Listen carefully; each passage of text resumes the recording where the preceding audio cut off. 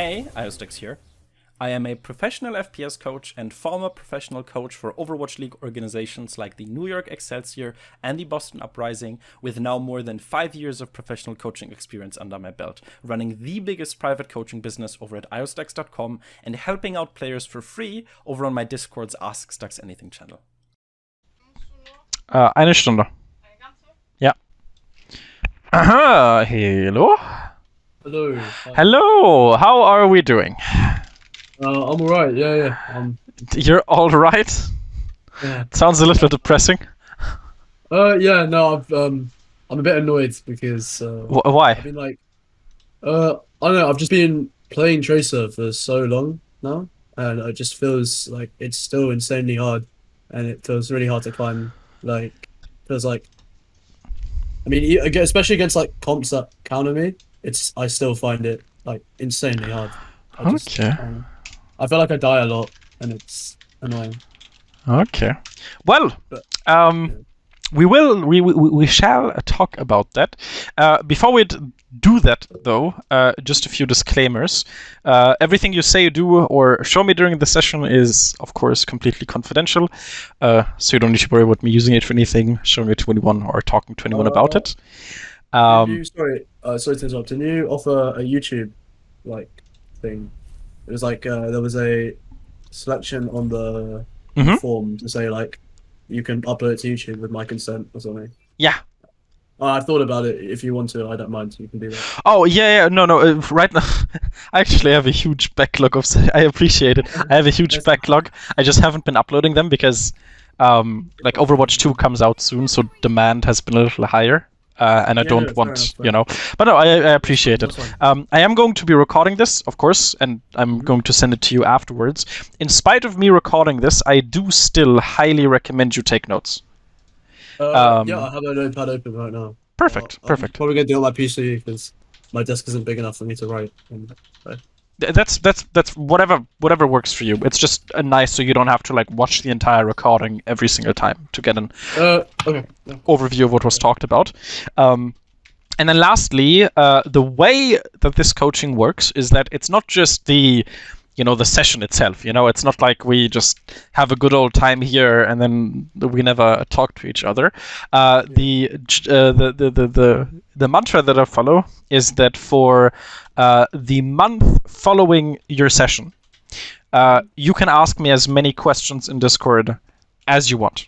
So, so a month from now, okay. Exactly. So 30 days from now, or like when you have your follow-up session, the timer resets to 30 days. There is also a Phoenix Pass. We'll talk about that like at the end of the session, maybe, where you can do it like unlimited, but it doesn't matter. Basically, the point is that the coaching is not just what we talk about during the sessions, because obviously you got 2 hours of coaching. Talking to me for 2 hours is not going to get you to fucking rank 1. A big part comes from what we do outside, like in between the sessions, right? Yeah. So asking questions, you can also include replay codes. If there was a team fight that confused you, or maybe you just have a question and you feel like it would be easier to answer if I had something to look at, you can send me the replay code, you can send me a timestamp. It is limited to 1 team fight per replay code, but as many as you want. So if you play 20 games in a day, you could technically send me 20 different team fights to look at. But yeah, please make sure to take advantage of that, because from my experience, people who do tend to have a lot more success. It's kind of like in school, where there's a big difference between just listening to the teacher and thinking that you understood it versus doing the homework and asking questions and like really making sure that you fully understand what the fuck is going on. Exactly. Okay, perfect. So the way that these sessions are structured normally is that we do some talking. So, the first half of the session is usually a bit of talking, figuring out what's going on outside of the game. And then after that, we go over some gameplay. Full disclaimer, I read through your form, and there's a few things that we need to talk about. First, in order to kind of, basically there's a few stuff the things that we need to cover, which might take up a bit more time. I'm going to try to find some time today for the VOD review. I'm just saying that there is a chance that maybe we won't get to it. But again, sorry, we don't have chance. We don't have time for the VOD review. Sorry. No. Can you go over the form stuff as well? Because my parents just came into the room and yeah. So. Okay. No. What I'm saying is we have a lot of stuff to discuss outside of the game. Sometimes that means there is no time for a VOD review. I just wanted to kind of reassure you. I am keeping an eye on the clock. Don't worry. You don't need to worry about not asking questions. We have plenty of time. Trust me. And if there are any questions, you can always ask outside. So. Okay. The first thing that I need to talk to you about is your role swap, because you said that you were a 4.1k main tank and you swapped to OTPing Tracer. Yeah. Can you talk a little bit about what your goal is? What was the reasoning behind that decision? Well, it wasn't insane. It wasn't like, oh, I just swapped from main tank to Tracer. It was like, I got to 4.1 main tank and I was insanely burnt out. I could not play the game anymore. And and it wasn't even just main tank. It was OTPing Winston mainly. Oh, okay. And my experience, and I'm maybe I'm weird like this, but I just find OTPing heroes is more fun for me than trying to flex or play 3 heroes or 2 heroes. I don't like playing multiple heroes. Just my preference. Second of all, so I swapped from main tank to flex support, and then flex support also just got really boring. I never really found it too hard, and I kind of want something challenging. So I went to Tracer, and it was an amazing choice. I loved playing her, and I still love playing her. But it's just the hardest. It's the hardest role I've ever had to climb, because I've never had it's never been so long of me one-tricking something, and I'm still kind of stagnating. But I feel like I've gotten better, but I'm not really climbing. So yeah, that's kind of okay. Do you have any previous FPS experience before Overwatch? Not really, but I've been playing this game for a while. Oh, okay. Well, yeah, but as a main tank. Oh, no, I mean no, not really. I don't really have any previous FPS. Right. So I'm assuming that your mechanics are something that you just now kind of started to develop? Well, I wasn't playing main tank for my whole throughout my whole Overwatch career. I was actually a Tracer OCP as well before I played main tank. Oh, okay. So I kind of returned to it, but mechanics were never really an issue for me. I do focus on them a lot, and I still do have those panicking moments where I'm not mechanically good enough. But I think mechanics is at a point where I don't need to constantly worry about it. So I don't think it's that much of an issue, but you might think different. Well, I mean, we'll see. So the main question that I have is, since you are one-tricking, you obviously know that there are certain downsides to one-tricking. Yeah. Right? Yeah, I'm so, pretty aware. which means that I want to know what your goal is within the game. Basically, why are you here? Why did you get the coaching? Yeah. What do you want to achieve? Basically, I just want to climb, and I think a lot of it is me wanting to play for higher SR teams. I think currently I scrim around 4.1, just on a pretty much ball comp OTP team. Well, I mean sometimes we play other comps, but I just want to get to the point where I don't know. I just want to get high SR. That's kind of the whole See, but those are very conflicting goals already. So do you want to focus on ladder? Both. I want to get to a point on ladder where I can also scrim high, because I don't think I could scrim high just being. Well, yeah, but the problem is, so you want to scrim high, but which respectable team would want to Tracer one trick? That's another thing. So I also do plan on playing other heroes at a point. I can play other heroes, and I can usually play them well enough.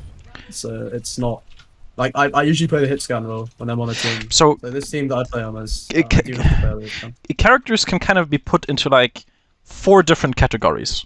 So the first one is the super niche category.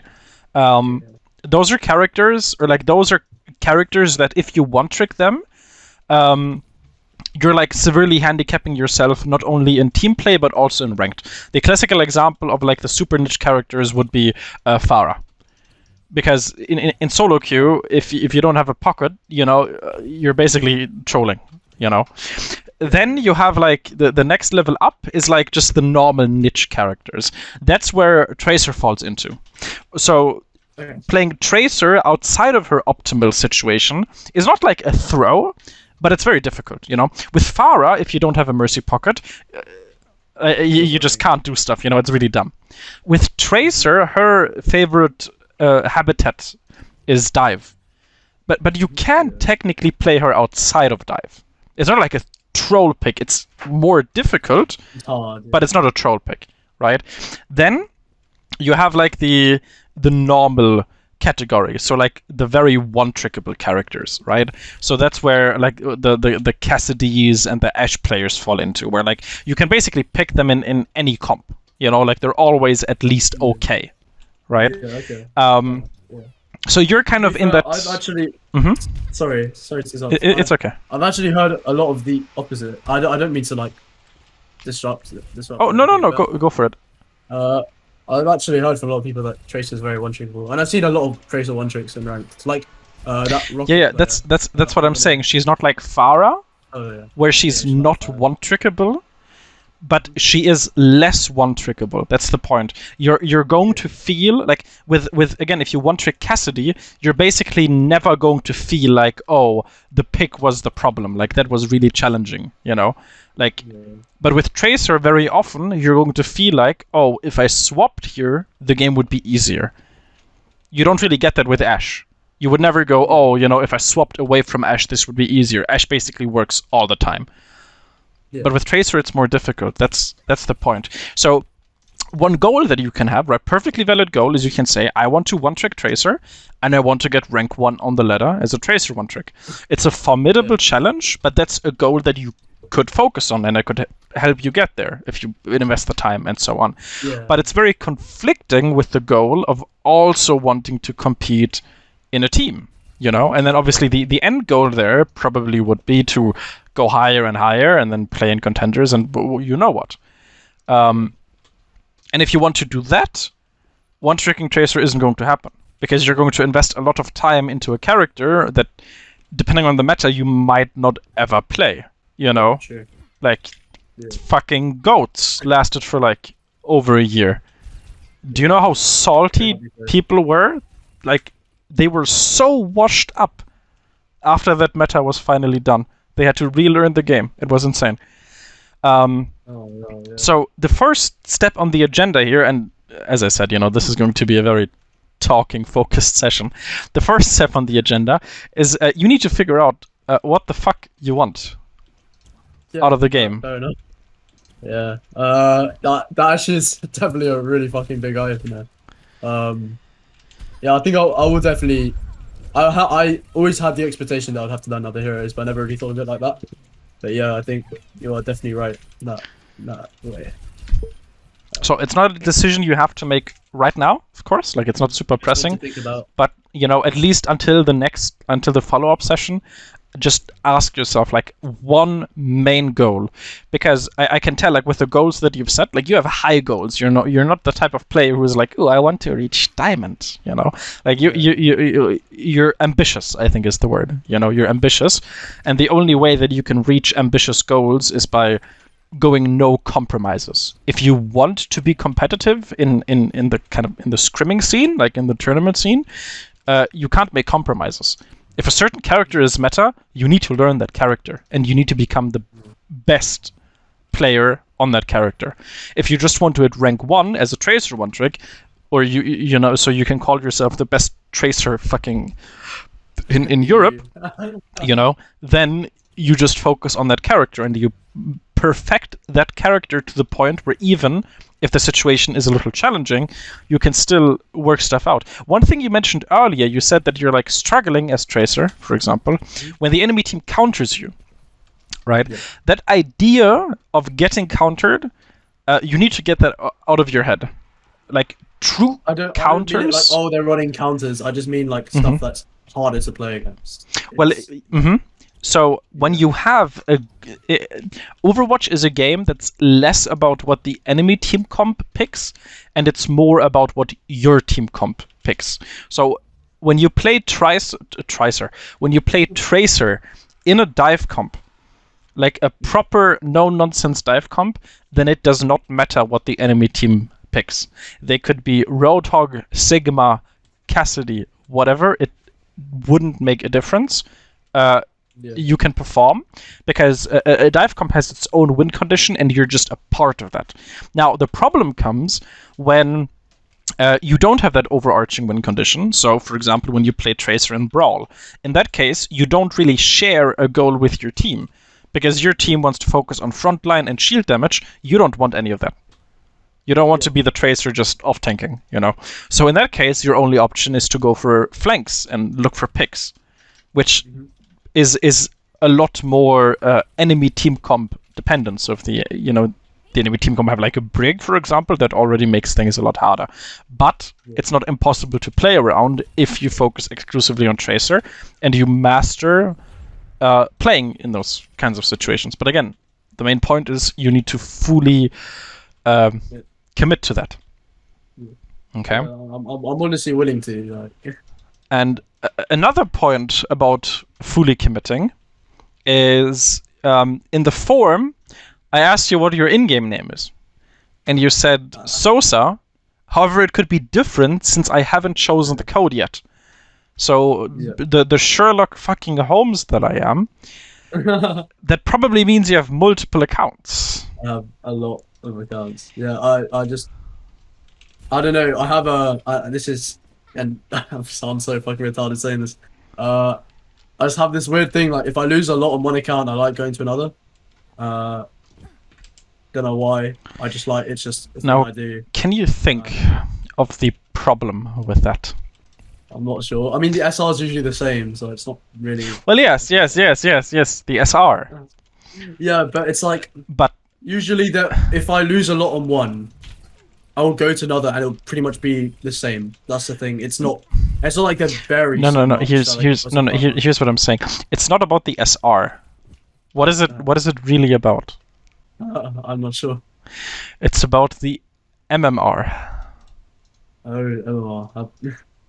So I have a very skewed idea of how that works. I'm not sure. Well, how do you think it works?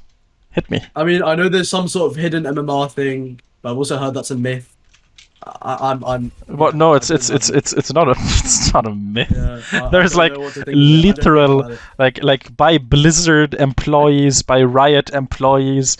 There's fucking TED Talks, like GDC talks on YouTube that are like 2 hours long where they talk about MMR and like. We use a variation of the Glico 2 ELO system and whatever. No, MMR is a real thing. Okay, so I'm going to give you a quick crash course, okay? So, SR is purely cosmetic. It has no real correlation to your skill, right? A traditional example, I don't know if SR decay still exists, but back then, when you were diamond or above, your SR would decay if you haven't played in a while, right? It's like 2 weeks. Exactly. So a top 500, like I remember, I hit 4K, and at that point, I was already committed to focusing on coaching, but I just wanted to quickly get 4K just to prove it to myself. So I got 4K, and then I was like, okay, fuck it, I'm going to stop now, I'm going to focus on coaching. And I let the account sit, and then the SR dropped down, like it decayed. But MMR doesn't decay.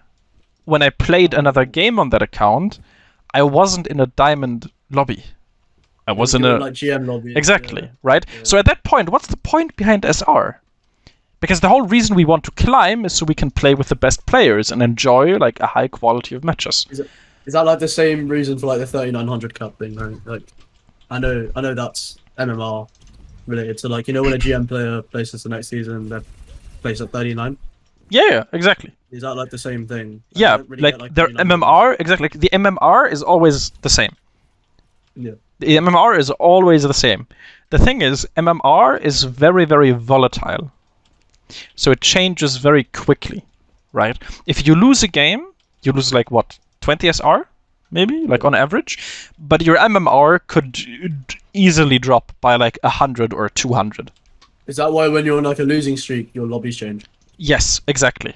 Right? And it's very easy to figure out what your MMR is, right? Obviously, you don't see your MMR. The reason you don't see your MMR is because then people could reverse engineer like the calculations used for it, right? SR is just purely cosmetic. It doesn't really have any meaning. MMR is really what you care about, right? So with MMR, it's very easy to figure out what MMR you have by just looking at the types of people you play with, and looking at how much SR you gain or you lose. So if you win a game and you only got like 12 SR, then you can tell that your MMR right now is really low, because the game doesn't want you to climb. If your MMR is lower than your SR, then the game will do everything it can to prevent you from climbing until you prove to the game that you should climb by overperforming, you know? But if your MMR is lower than your SR and you just kind of hang on, you know, you play like mediocrely, you don't really carry, you don't really feed either, you just play normally, then you're going to lose more than your gain, and your SR is going to converge on your MMR. Does that make sense? Hello? Yo. Can you hear me? Yeah, I can hear you. I can hear you. Okay. You're, like, deafened or something. Oh wait, when did I cut out? Oh, you didn't cut out. You just deafened and muted. Okay. Well, what was the last thing you heard? You were saying something about like MMR, and I was just about to ask, does MMR increase when you also win? So do you get like drastically higher lobbies if you're on a win streak? Exactly. Yes. So MMR and SR, think that MMR is kind of attached to your SR with like an elastic band. So when your MMR goes up, your skill rating will also go up, but not by much. There's always going to be a gap. And the bigger the gap between your MMR and your SR, the stronger your SR is going to move, because there's more tension on the rubber band, you know? Okay. Whereas if they're very close to each other, they basically, like, nothing happens. You know, you gain 20, you lose 20. So if you win a game and you don't get a lot of SR, then you know that the last game was super low MMR. You know, you shouldn't really feel too good about playing that. But if you win a game and you get a shit ton of SR, then you know that that was a high MMR lobby, which is what you want, ultimately. Yeah. Right? Yeah. So that's the whole point behind MMR and SR. The only reason SR exists is because if they just showed you your MMR outright, which people, they used to back in the day, like if you look at League of Legends, like the first 2 seasons, I think, they actually used a raw elo system where your MMR was your SR. Like people could be in like 3 different ranks in a day. They could start in plat, drop down to gold, and end up in diamond MMR by the end. It was fucking absurd, right? And then they realized, this is kind of dumb, you know? And they introduced, in League of Legends, it's called LP. In Overwatch, it's called SR. They introduced that so that it doesn't fluctuate like as much. It's a little bit more stable, right? But the MMR in the background is still the same thing. And that's the main metric that we're interested in. You don't want to increase your SR, you want to increase your MMR. Okay? Now the problem is, MMR is matchmaking rating. It's used to match you against other people. Yeah. Now if you're on a loss streak, your MMR goes down drastically. If you're on a win streak, it goes up drastically as well. So after a win streak, let's say your account is like 3500 SR. After a loss streak, it could go down into like the platinum to diamond range, like 3000. On a win streak, you could get into GM lobbies, right? Like the MMR range on a day is usually plus minus 500, whereas the SR range for most people is like plus minus 100. You know, maybe a little bit higher if they play a lot, right? So MMR is a lot. Is it possible for like a GM player to drop down to like still be in GM but lose so much SR that they get diamond lobbies? Yes. If a GM, like let's say someone has 4.2k SR and they go on a huge loss streak. They lose like 10 games, right? After those 10 games, let's say they lose 20 SR per loss, they would be at 4000 SR, but their MMR could be in diamond, yes. Wow. So they could be getting into diamond lobbies. And if they still lose, which again is like really unlikely, why would a 4.2k player lose in diamond lobbies, right? But technically if they did, then that would happen. But it also works the other way around, right? Mm-hmm. If a diamond player goes on a huge win streak, he's very quickly going to get into GM lobbies. And if he still wins in those GM lobbies, that's when you get those crazy 40, 50 SR gains per win. Yeah. Okay. That's the whole point behind the MMR SR system. Okay. I understand. Now, back to the topic at hand, which is alt accounts. So you have multiple accounts. Let's say that one account had a win streak, so that account is at a, like 4k MMR. The other one is on a loss streak. It's at a 3k MMR. Now, normally, after that loss streak, you would play your next game, and you would be in a diamond lobby. Which makes sense. You're having an off day. Performance is inconsistent, especially as a DPS player, especially with a character as mechanically intensive as Tracer. You're going to have off days. So because of that, it's actually good for you to be in a diamond lobby, so you can regain some confidence. You can kind of get back in the groove, so to speak. But let's say you're on that loss streak, and you're like, okay, I'm not going to play on my main anymore. I'm just losing SR, because you're a nerd who cares about SR. Right now you don't, because now you understand SR doesn't matter, MMR matters. And then like a fucking nerd, he would go on the other account, but that other account has GM MMR, so you're going to go on that account and you're going to get ass blasted. Like if you didn't have hemorrhoids, you're going to have hemorrhoids. It's disgusting, and so you're going to fucking destroy the MMR on that account. Yeah.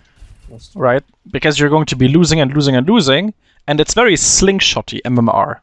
So once it goes down, it like really goes down. Like it bounces around a lot.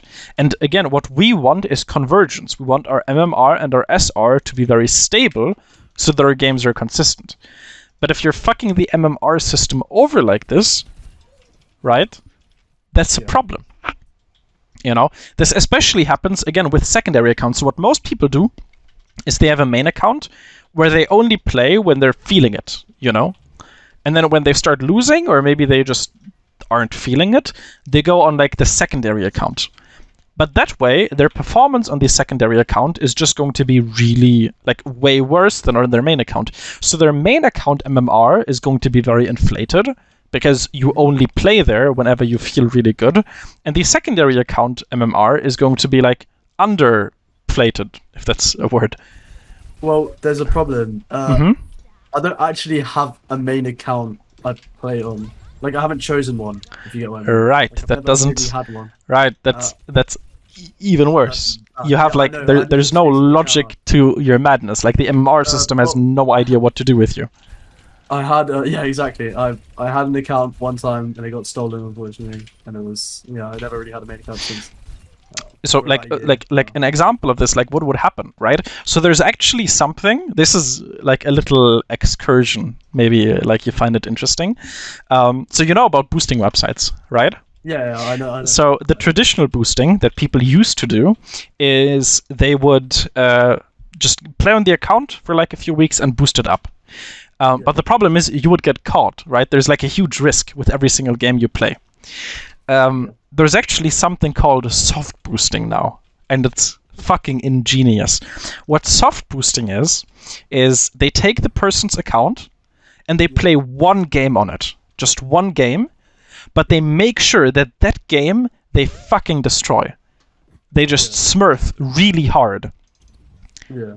What's going to happen to that account's MMR after that game? It's going to skyrocket. Within one game, they can push a gold MMR to a diamond MMR, for example, within just one game, if they really stomp. And now the MMR is boosted. What happens when your MMR is higher than your SR? A lot more SR when exactly. The game wants to see you at that higher rating. So they only play one game on that account, and then they give it back to the person. But that person's MMR is inflated. The game says this guy is smurfing, right? Because Blizzard hates smurfs. Every game developer hates smurfs. So when they detect that someone is smurfing, they want to do everything they can to make that person climb. Because what smurfs normally do, like normal smurf behavior, is they want to keep the account in low SR. That's the whole point behind a Smurf, right? So what it does is when it detects a Smurf, it actually it match makes you so that even if you throw, you still win. That's the same with you know when you have like a freshie, the MMR is like because there's no like set MMR. When you win, like when you do all your 5 placements, you win one. You get like 200 SR or something. Exactly. Yeah. So what ends up happening is if your MMR is so much higher than your SR that the game just detects you as a Smurf, what it does is it puts you into unlosable games. But even then, that's what I might be going off a bit of a tangent. I'm not sure, but like when you let's say this is like a gold border account they're trying to boost, right? Mm-hmm. That account has so much data on it and its player. Mm-hmm. So when you boost it and you have one good game, they could just say, "Oh, it's just like it could just be a good game." You get me? Because we have all that's the thing. If they do that, then Smurfs would stay in low elo for a very long time, which sucks. Because Smurfs just make the experience really shit for low elo players. They're going to swap the game. They're going to get frustrated. So Smurf detection is very aggressive. If it even smells the slightest hint of like a huge... And again, I'm talking about smurfing hard. I'm not like there's a big difference between a gold player having a good game and a top 500 player smurfing on a gold account. Right? There's like a huge, huge difference. So when the Smurf gets detected, the MMR is going to be high, right? And the game will do everything it can to prevent you from staying in low elo. It's going to put you into games where even if you are AFK, your team is going to win 5v6.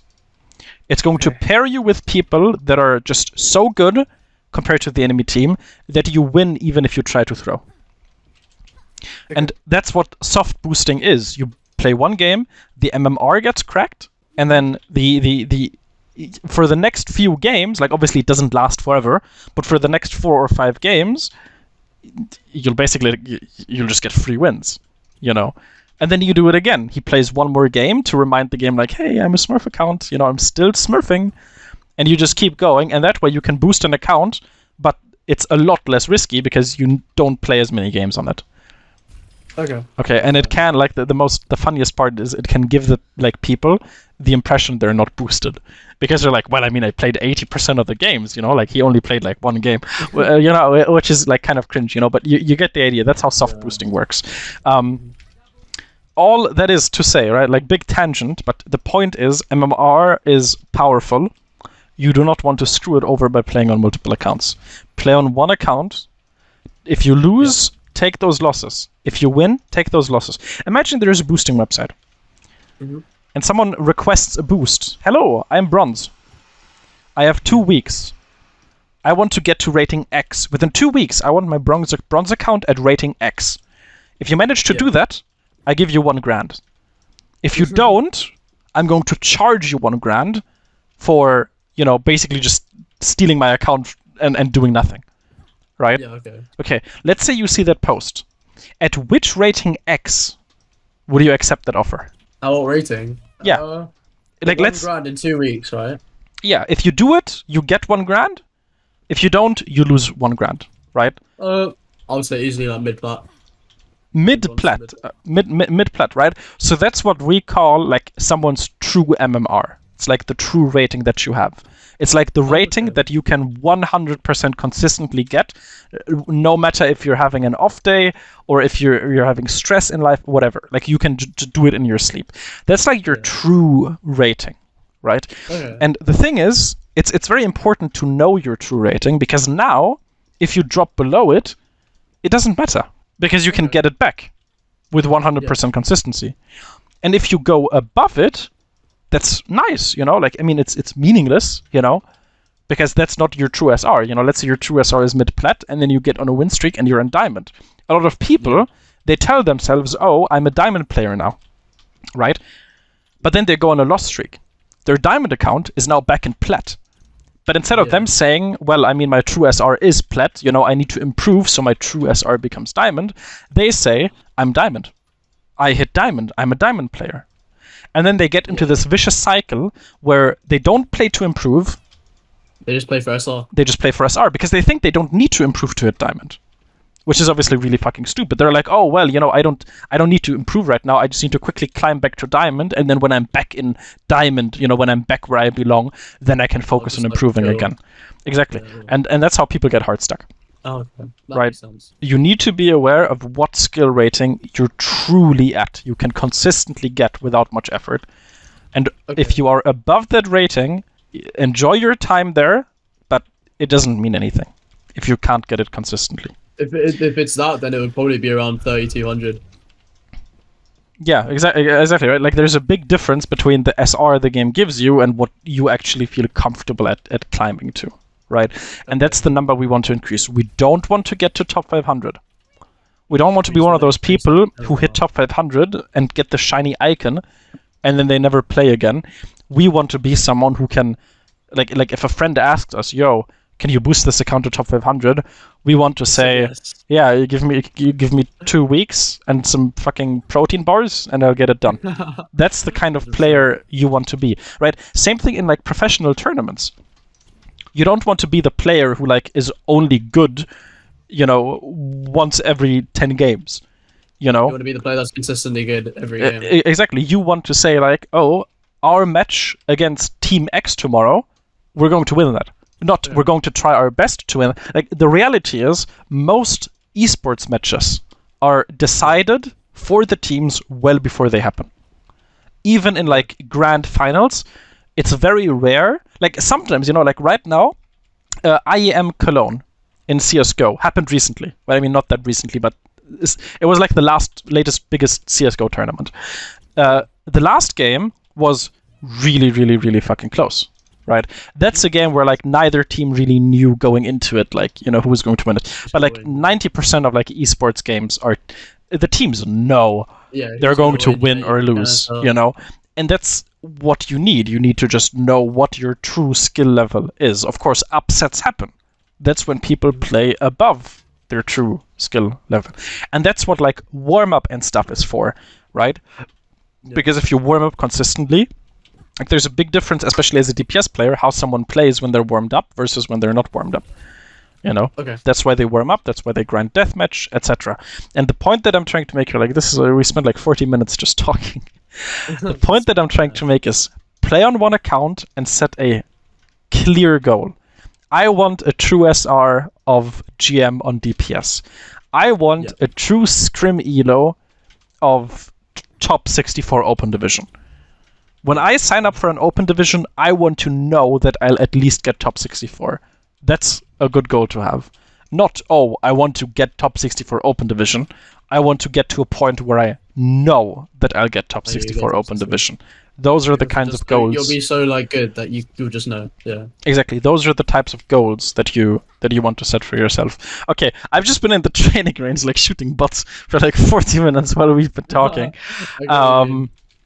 All of this is like stuff that you need to just figure out on your own, like what goal you want to have. But it needs to be like a true goal, not like a, you don't turn into one of those players who hit GM or hit top 500 and then they just smurf for the rest of their career. You know, I've never really been like that. I always used to play on one account when I was a tank player, and I've never really been. I've always, whenever I get to a rank, I've always wanted to go further.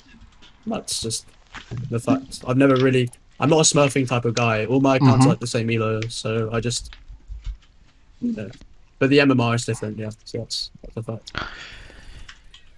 Okay. Now we have 18 magical minutes left. So we can go over the gameplay. We don't have like a lot of time to go over it, but it would be nice if we could go over it because I'm quite okay. I'm just curious about what I could have done this game. Like, I felt like I played.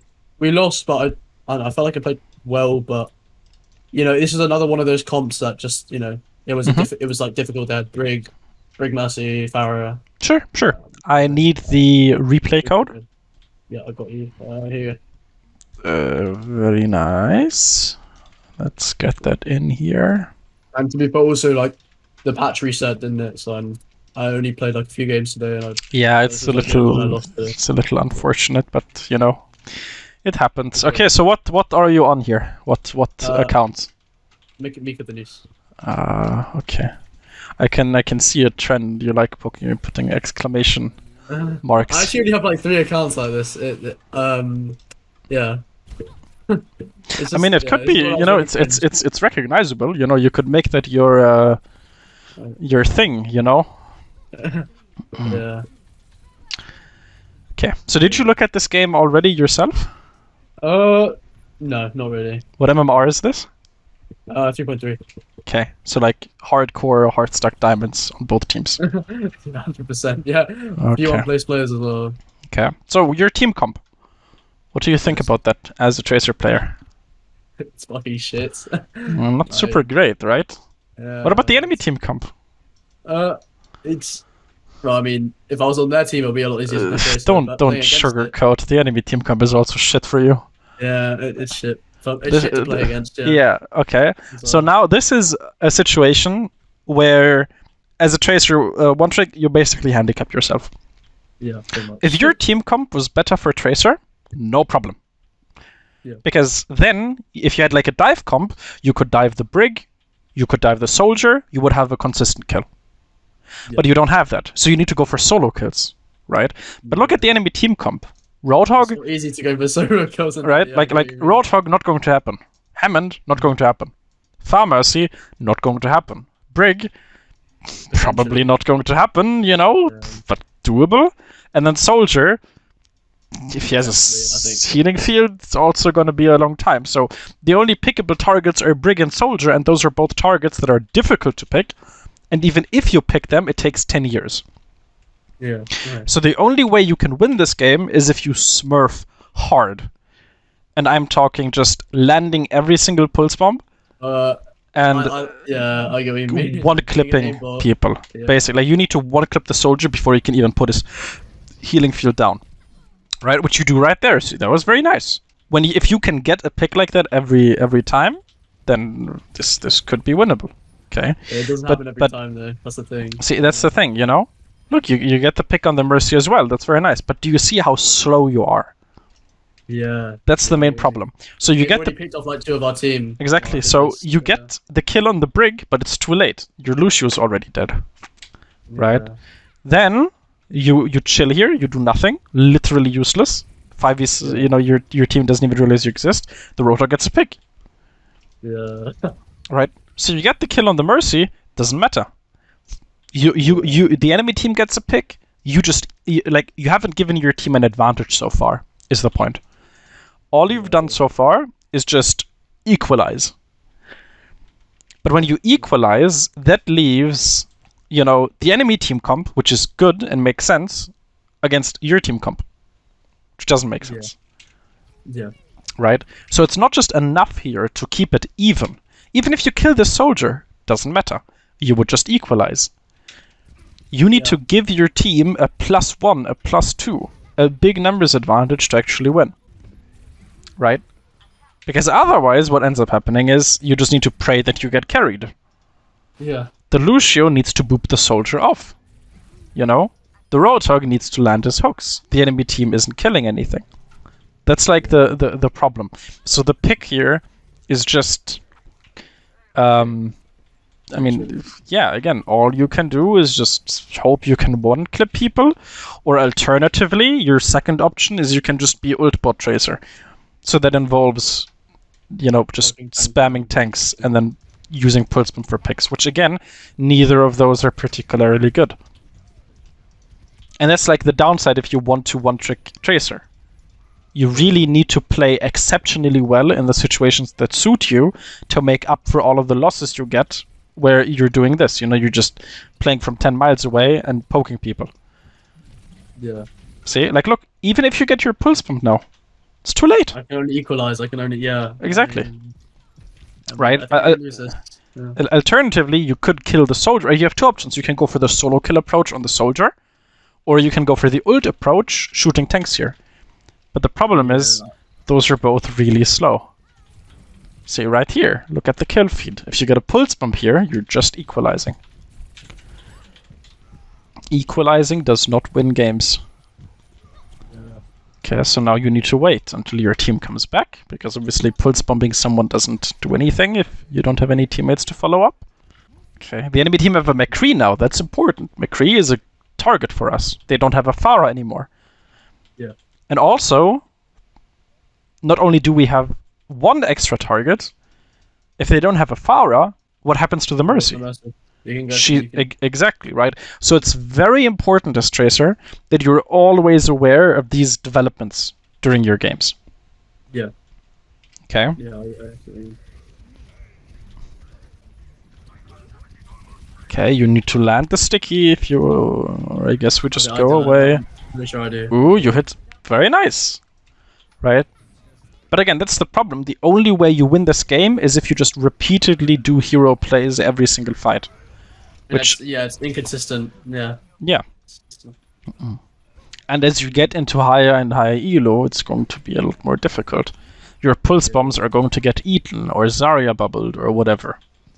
You know, your 1v1s against soldiers, are going to be more difficult. Look, like even here in Diamond, you couldn't kill him.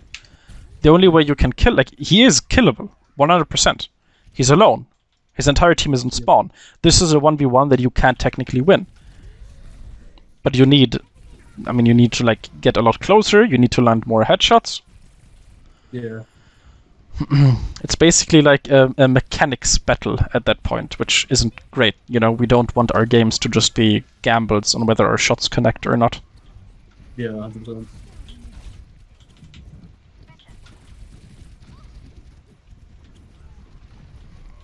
See, and now look, this is the problem. They're all grouped up. Yeah. How can you create any tempo here? How can you get a pick? You can't. You just need to wait. Like in these scenarios, that you just need to like get their attention. It's like, Well, yeah, but the problem is, how does that work out for you in high elo? Do you think they're going to be scared of a Tracer in a team comp that makes no sense? They're going to ignore you. They know that if you jump in, you're dead. Like, they know you're bluffing. They know that you're not actually a real threat. Sure, here, if you shoot them, maybe look, the Rotor chases. See, like in high elo, what if he didn't? What if he just said, who gives a shit? And keeps walking in with his team and kills your team. Yeah. See? And even then, you keep him busy, sure, but he's keeping you busy as well. Yeah. So this isn't how you... Again, we need to carry. And like, of course, if you can win the 1v1, that works. But it's a Roadhog. How are you going to win? You're not going to win that, exactly, yeah. 100%. You need to like visualize in your head how you're going to win fights, how you're going to win the game. And the only way you can do that here is just triple blinking into a Mercy or whatever and one clipping her. But it's too slow. You're chilling in this room, you're vibing, you're giving away your position. See, you're being a distraction, but distractions don't win games. Yeah. Look, your Reinhardt is dead. Too slow.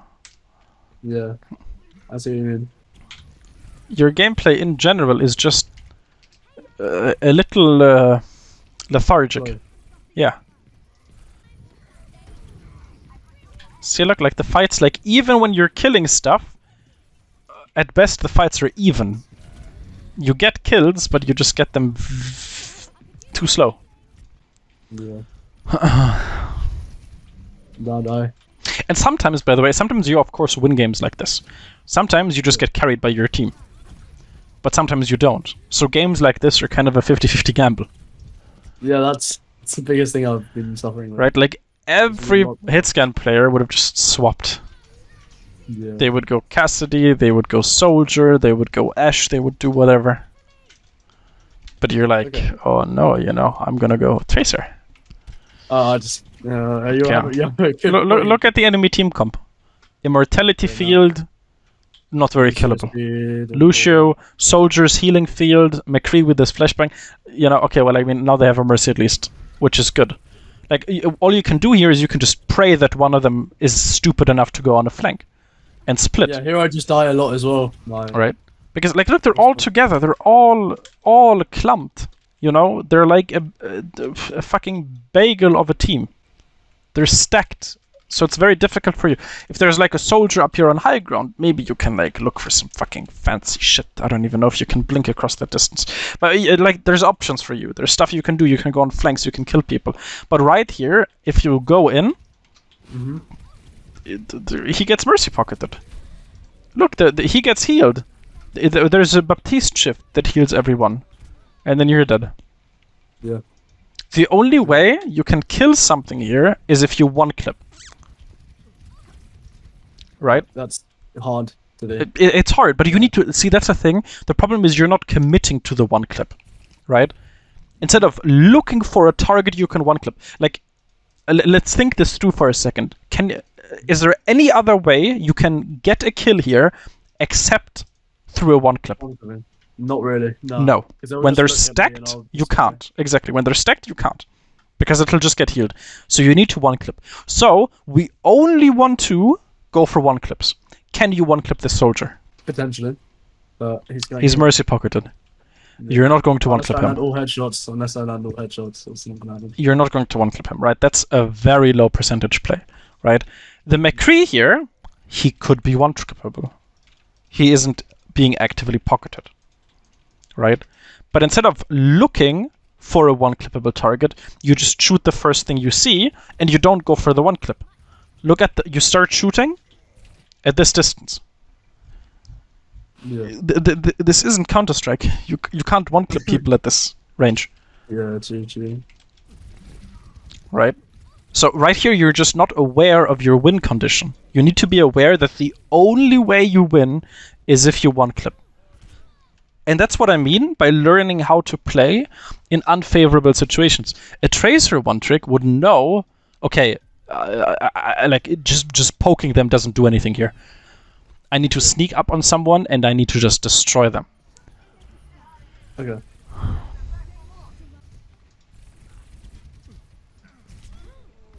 Same thing here. Look. Where's the one clip? Like this mercy is one clippable, right? Mm-hmm. If we want to one clip someone, what do? We want to get close, right? You have a blink here. Mm-hmm. Why not use it? Because I thought if I use all my blinks and it doesn't work, and I'm kind of AFK for a bit, but I guess I'm still AFK. Well, yes, but you're still AFK. Yeah, you need to understand that you have nothing to lose here. There is no other way of winning except one clipping.